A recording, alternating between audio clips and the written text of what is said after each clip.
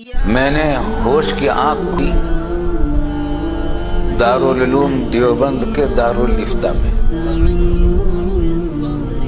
والد صاحب رحمۃ اللہ علیہ صدر مفتی تھے۔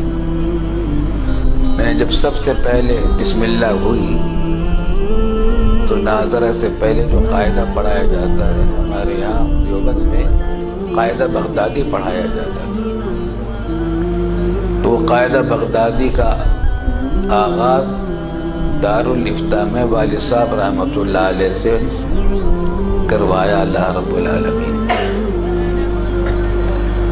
قاعدہ بغدادی میں نے دارالفتہ دیوبند میں والد صاحب رحمۃ اللہ علیہ سے پڑھا ہے، الحمدللہ الحمدللہ۔ اور پھر 15 پارے دیوبند ہی میں۔ دیوبند میرا آبائی وطن ہے،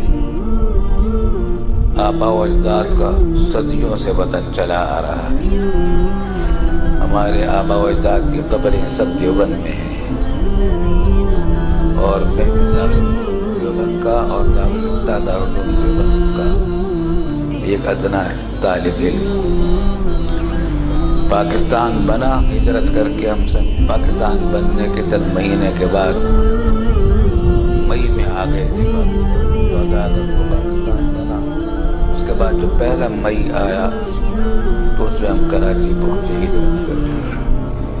اس وقت میری عمر 12 سال تھی۔ الحمدللہ بزرگان دیوبند اس وقت جو حیات تھے اور بڑے بڑے آفتاب و مہتاب تھے، ان سب کی زیارت نصیب، ان کی شفقتیں بھی ملی، ان کی برکتیں اللہ تعالیٰ عطا فرمائے۔ تو دارالعلوم دیوبند کا دارالفتہ بھی میرا وطن ہے، میری درسگاہ ہے۔